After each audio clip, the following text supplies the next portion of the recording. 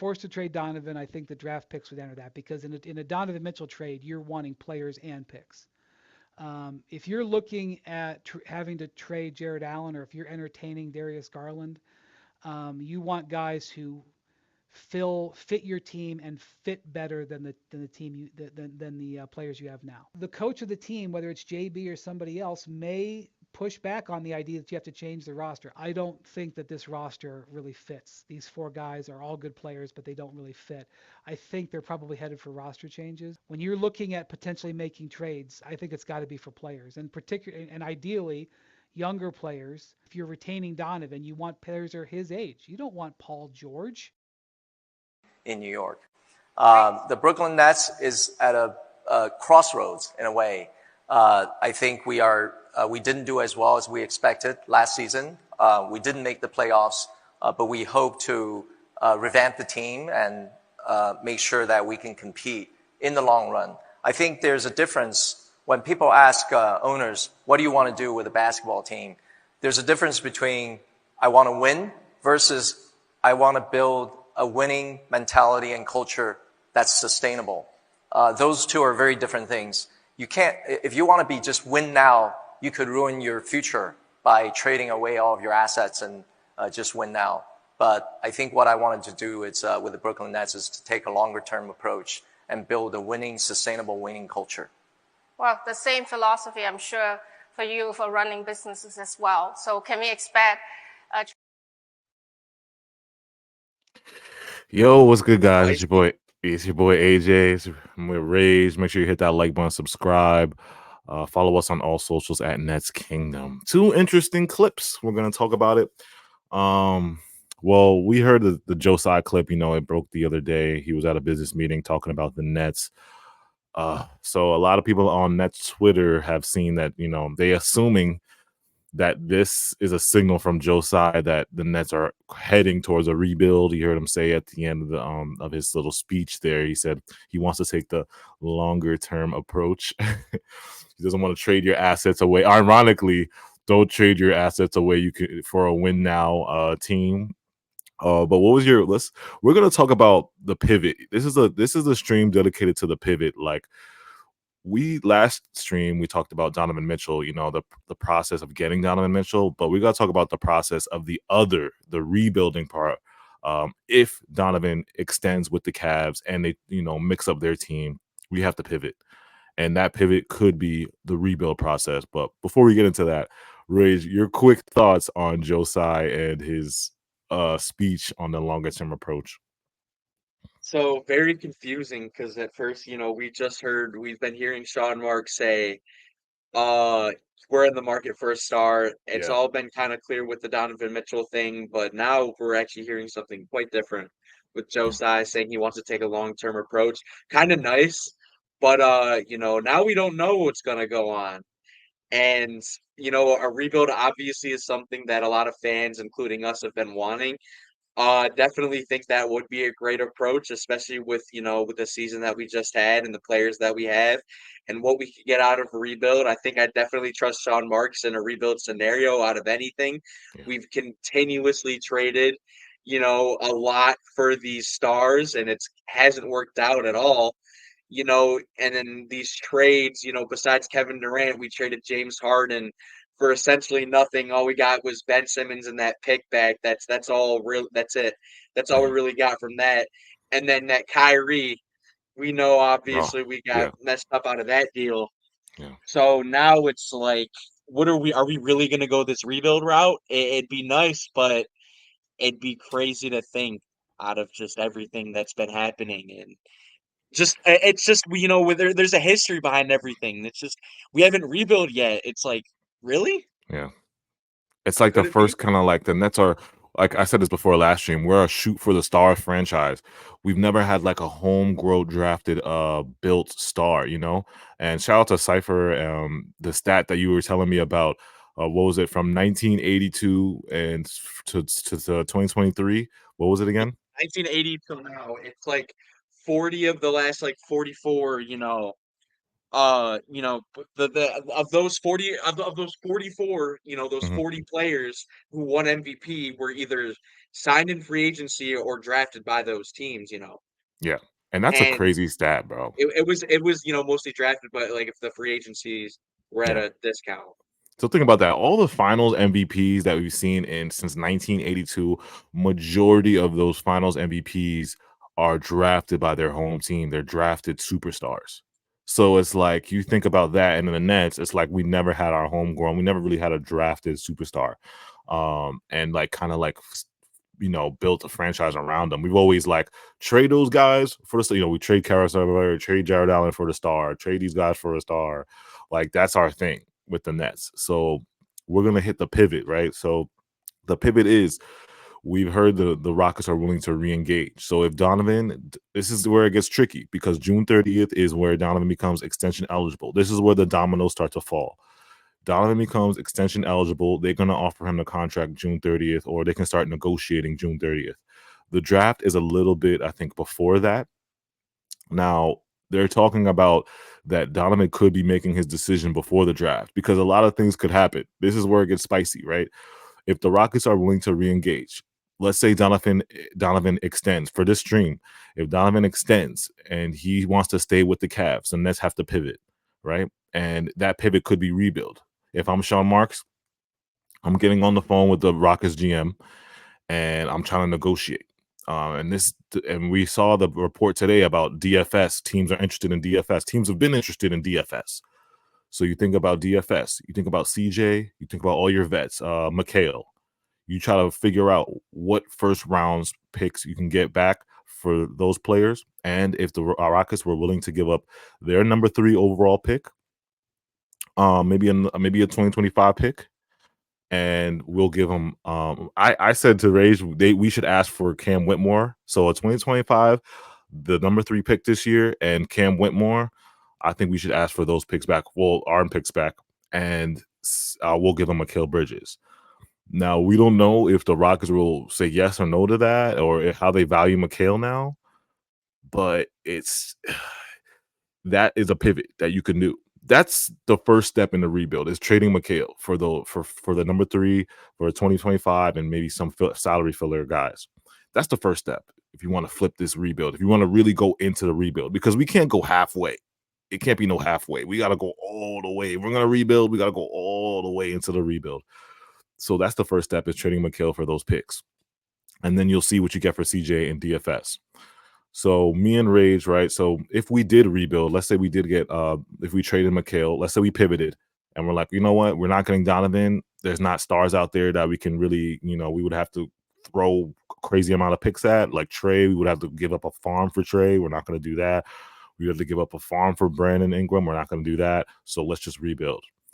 So me and Rage did look up a couple guys in this draft, and then a lot of people were talking about 2024 is trash draft. These guys are projects, but we looked through this draft a little bit of the top, top 4, top 5 picks, because we would have obviously the Rockets pick. But talk about real quick, Rage, your first guy that you were looking at, Nikola Topic. What kind of like brought you to Nikola Topic? What made you excited that, if we able to draft him? Yeah. So a big thing about Topic is that that's a 6'6" point guard that Yeah. we've been needing an actual point guard for quite a minute now, and obviously with the league, which is how everything is, it's shifting more towards those bigger guards. Yeah. And Nikola Topic is pretty much everything we kind of need in a point guard. He really is a phenomenal playmaker. Yeah. And he has that sneaky athleticism where he's able to get to the rim and really kick it out. The Yeah. problem is the 3-point shot isn't there, but just similar to Luka Doncic, he needed to get that too. Yeah. And that is one of the things, like, obviously, like with 2024, a big reason why people say it's so, why they say it's so weak is because there's a lot of projects, but the thing is that that's just what comes with drafting. Mhm. Even the most, even the player that you think will be the most, that will be a star can end up being bad. You never know. You know, Yeah. there's always going to be those projects that end up turning out. That's just how it goes. But that's what comes with drafting. Yeah. And being able to have, just a tall point guard who can really facilitate and just have overall control of the offense. We just need someone who can have control, not turn the ball over too much, and just be able to set everybody up. That's Yeah. just huge, and that's where it starts.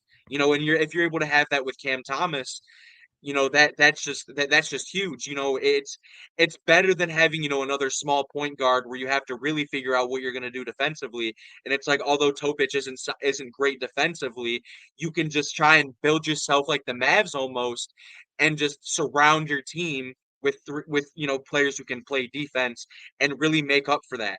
Because if Topic is what I think he can be, and what people think he can be offensively next to Cam Thomas, and your defense is, well put together, you can essentially have a team that looks pretty identical.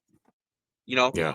I it's agree. And obviously a long shot. Like I said, he is a project, but that's something you could definitely remodel to. and he's currently mocked to go at least top 5, I think, right? Or he was mocked to go top 4, top 5. Yeah. And then some drafted, he's projected to drop a little bit later. Hmm. He does have some. He had a knee injury earlier this year where he missed a few months, which was pretty key. And then he had another injury, which was like a non-contact injury, but it was just a knee sprain, and he was fine. It didn't Yeah. look too good, but obviously that's something to also play into factor with him also being, a project is, you got to be on the court. We Yeah. see that with Ben Simmons. We Yeah. know that all too often with this, especially with all of our players, that we need them to be on the court. Yeah. So And I that's and a I that's a thing to play into factor. But mhm. it's definitely not as bad as Tariq Whitehead's prior injury history. Yeah. And I like I His third really year spring thing. like I said, when you told me about him and I did some research, I was like, I liked him more and more because like we're gonna need like you said, a 6'6" point guard. If we're going with this rebuild era of the Nets, we're gonna re-sign Clax, gonna have Clowney, Cam Thomas, that young core. They're gonna need a point guard. I mean, Dennis Schroeder is probably gonna be gone. You might as well flip him for something. We're gonna need a point guard. So this is probably one of the best point guards in that's mocked in the 2024 draft. And he's a tall point guard. His playmaking and court vision has been rated by NBA DraftNet at high extreme court vision. The only thing is he is a project and he is 18, but it's funny when we were comparing him, he does have a little bit of Luka comparisons, and Luka kind of like game kind of not like I'm not saying he's gonna be Luka, but there's certain aspects of their game that's similar. Like their pace, the way to control the tempo of the game, the playmaking. His shot is not as good as when Luka was coming in, but it's again it's another project. He's going to be 18, and you're going into this rebuild era. You just gotta go all the way in. You know what I'm saying? You're gonna get your pivot. You're gonna trade away all the vets, McHale, CJ, DFS, all those guys. And you're gonna pivot to the rebuild era of the Nets. So he would be one of the guys that could be if we did get the Houston's number 3 pick, would be an option. Now, this second option that I liked was really, really when you told me this guy, Zachary, how do you say his last name? Rashard? Zachary Riza-Shea. Zachary Riza-Shea. And these guys are, these overseas guys are taking over, bro. This is the one I think he's really NBA ready. Like, this is a 3-and-D wing. He's 6'8". What is he, 6'8", 6'9"? Yeah, 6'9". 6'9", 3-and-D wing. His NBA DraftNet had his shooting. They put his shooting, I think, at a 9, 40% shooter. Let me read his strengths and weaknesses too, because I got this Twitter that put his ISO creation is limited, so he's not really an ISO create kind of guy, but he is a 3-and-D wing. His defense is rated very high, so he can switch. He's very lane. He has long arms, just like the typical modern wing that that we love in the NBA. It's again, he's 19 or 18, still a young guy, but he could be another option if the Nets pivot and rebuild the franchise. He could be an option too at number 3. But what do you think? What excites you more about Zachary, bro? Like, do you think the Nets should go for the point guard, or let's say if you do trade McHale, you're still going to need some wing help because who's going to be the wings with our young team? We're going to have Jalen Wilson, but you still need more wings. This is a wings league, like Katie said. So I guess that another approach you could go is obviously the forward route. The thing Yeah. about Rizichay, although he might be picked in the top 2 and might go before us, but if he is there, Mhm. the thing is that you're able to get, a forward who is who is able to shoot the ball at a really high rate. Yeah. And although the offensive, creation that can use a little work, he's still got the three there. Like there's a lot of Keegan Murray in him, I think, Mhm. and a little bit more athletic. I believe, and if you're able to just get something like that, and you're able to have the 3-point shooting, he's a solid defender as well. Yeah. Just to get a 3-and-D guy who's NBA ready at that point is good, and then you can go to that 2025 draft, which is it's a very that's a draft That's where the a step lot of people draft. are Yeah. hyping up. Yeah. That's a big draft, and if you want to go off that, there are a lot of tall, big guards there. Yeah. And then you can draft your tall, big guard in that draft Yeah. because you'll still essentially have your pick. You'll have your 2025 pick because in a trade where we get our third pick, we're gonna want our 2025 also. Yeah. Just There's no Rockets trade without the third pick and the 2025 pick. yeah, exactly. And getting that combo, like I said, if we're gonna rebuild and go all the way in, you're gonna get that combination. This is where negotiating helps. You're gonna get the 2024 Houston pick if they really want McHale, and you gotta negotiate for a 2025 getting our pick back because you assume if we're gonna blow it up and trade our vets, we're gonna be probably a mid team, maybe not even make probably a playoff team, but that's in our favor because this is the 2025 is the draft everybody is feeding for. Teams are tanking for Cooper Flag and those top three for who the rest of the guys they're taking for these guys in 2025 because it's a stacked draft class. Real quick on Zachary, his strengths knockdown standstill shooter, 40% on catch and shoot threes. Off ball cutter is one of his strengths. Toolsy wing defender. This is where I think the Nets should go into if we're going to rebuild and start it over with our young core right now with CT, Clowney, and Clax. We should have defense surrounding Cam Thomas because Cam Thomas is going to be our focal point if we do go into the rebuild era. And this guy could be really good. He's like I said, he's 6'9". He's a great toolsy wing defender. Fifth in PPP, allowed off screens. Good at using his length to bother shots as he chases and contain guards. Reacts quickly to change the direction and moves his feet very well. Cerebral help defender, elite team defender. Functioned well rotating as the low man. So yeah, these two guys I really, really liked. If like I said, if we go rebuild route, and then Nets Twitter was talking about Stephon Castle. It'll be our last guy. Stephon Castle, he's a point guard, a defensive point guard from UConn that people are clamming over Nets Twitter. Personally, he can't shoot. That's the issue. And I want a versatile lineup because I know Clowney could shoot, Cam could shoot. Whoever our point guard should have some type of shooting, form or capability that we could develop. And I just want a more versatile lineup. But Stephon, how do you feel about Stephon Castle and the hype surrounding him, bro? Like he's the Him and, guy. him and- Yeah, yeah, him and Topic are honestly pretty similar, but like mhm. the shot is a really, really, really big It's question rough. mark. Yeah, Bigger and definitely more in shape than Topic, but obviously with him being UConn, there's also more tape on him too, yeah, as well. With that, more people probably more unfamiliar with Topic, but he played for a great school in UConn. He was able to do that. That's a big thing, but.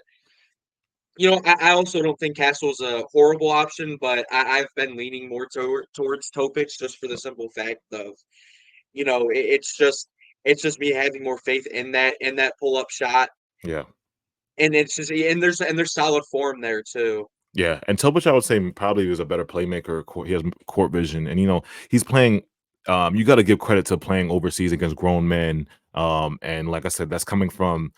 We've seen the farm of overseas just continue to grow in the NBA. Like guys that are coming from overseas are coming into the NBA and starting to translate. It's starting to translate. So it's like Yeah, yeah, I, that's why I'm leaning more towards like Topic than Stephon Castle. I'm not saying if Stephon Castle is there, we won't take him, but it's makes me lean more to the overseas type of players yeah, than and then him on top of that, him also denying like any team that has a starting point guard, him denying like any workouts with them. That was kind of crazy. yeah, That was yeah, definitely interesting because it's not like this guy is any like all of these prospects in this draft are question marks, and all of them are like, no one's generational. There's all Yeah, question marks with all of these guys. I don't think anyone like it's kind of crazy for the guy who's not even projected to go top 3 to have that list of demands. But hey, I guess at the end of the day, it might be crazy, but Bronny James might be getting drafted, so that's even exactly. crazier. This is crazy. And like going forward, and when you guys watch this stream, like we have to. It all depends on what Donovan does, because that we heard the Joe Tsai clip in the beginning. Like we're at a crossroads here. It's either we shoot for the stars, or like Joe Tsai said, we do the longer term approach. Me and Ray just gave you some prospects. If Sean decides to not blow it up, but go the rebuild route, give you the prospects for the future. Because you're talking about longer sustaining success. This is the longer term approach. You're going to have guys 18, 19, 22, 24. Probably the oldest guy on the team would be Claxton at 24, 25. And that's we'll probably be one of the youngest teams in the NBA. We might not be good, but we'll have our draft picks back. We'll have our capital back. We can have our destiny back.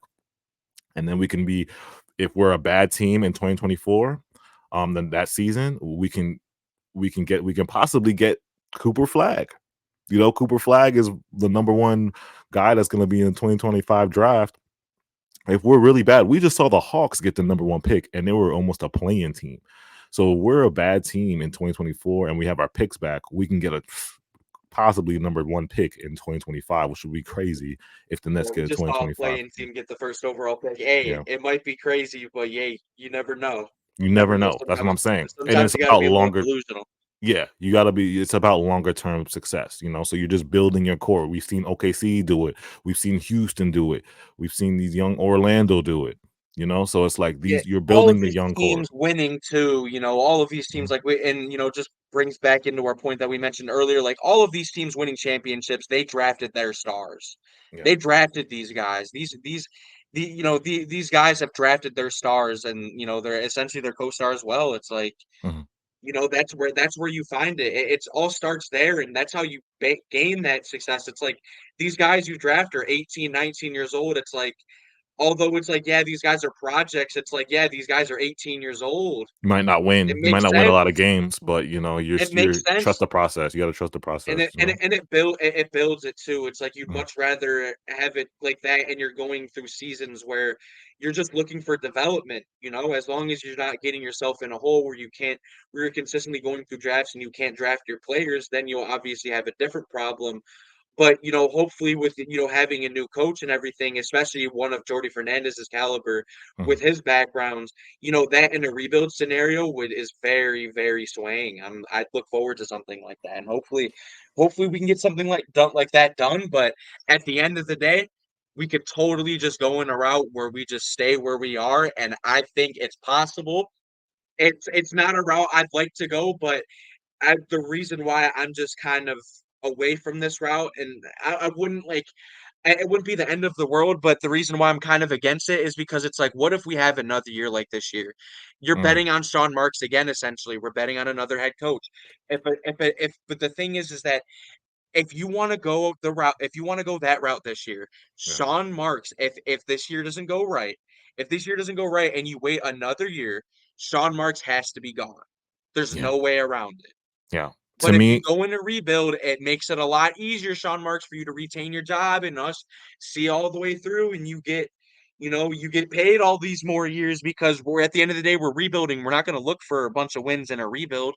yeah, If we have a starting lineup of Topic, Dariq Whitehead, Noah Clowney, and Cam Nick Tom, yeah. Claxton, all Mhm. these guys, and Cam Thomas, it's like I'm not gonna expect 50 wins or 40 wins. It's like, Yeah. I'm just gonna be looking for development on top of you having your own pick. And in a trade for Mikal, you're still gonna have your son's picks. You still have those. On top of that, everything's a lot better. Yeah. Having our destiny, and it's about building that culture, because it's like Josiah talked about the winning culture, building a culture. This is where it starts, where you draft your stars, you draft high. We get 2020, but you draft your stars, you draft high, because we trust Sean Marks in drafting. That's his thing as a GM. He's not like that star GM. He's a drafting scout, building GM like that. We trust him doing that. That's kind of his bag, sort of say. So it's like we start there, and then we go from there with the longer term success. and that's the key, man. We'll see what the Nets do, because like you said, I don't want to stay in purgatory. If Sean Marks, it's gonna hurt us if we just keep the same exact team we have and add some vet minimum guys. It's gonna be a horrible season. And then you're going closer to 2026, where Mikhail's value is dropping, DFS value is dropping. And you guys know, if Mikhail is a unrestricted free agent, if we wait too long, if this is why it pisses me off with Sean, if Sean doesn't pick a side this season or this summer, if we wait till Mikhail is an unrestricted free agent, God forbid we wait till he's a free agent, he's not staying here, guys. You guys know, everybody who's watching this video knows where Mikal Bridges is going to go if he's a free agent in 26. He's going right to Villanova land, to the New York Knicks. He's not going to sign. Why would he extend here? You know what I'm saying? And then that leaves us with CJ. And DFS is going to be a free agent in 2026. So you're basically just wasting your trade assets to rebuild. You're wasting time. You're just leaving us in purgatory hell where we have no picks, no future. That's just, it wouldn't make any sense to do that. So you see that you're going to go with these younger picks. You have you have a lot more money. Like you're not paying these guys as much money. These draft picks that you have on top of these guys being a lot younger. 18 years old is ridiculous. You look at Donovan Mitchell. He's been in the league. He's like 28, 27, and that's like 9 years, 10 years. That's crazy. Yeah. That's how you build that culture, and that's how you build that's how you actually build a team with everlasting success, where it actually holds on, and where you're making the playoffs decades in a row.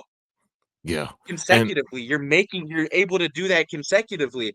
And if you rebuild after all of that, you're able to do that. You're able to maybe extend Claxton, because in a rebuild, you're probably going to want to extend Claxton. It makes sense why he'd be a building block. Yeah, I want him rebuild, in a young core. You're going to have like 75 million cap space, if I'm not mistaken. That's ridiculous.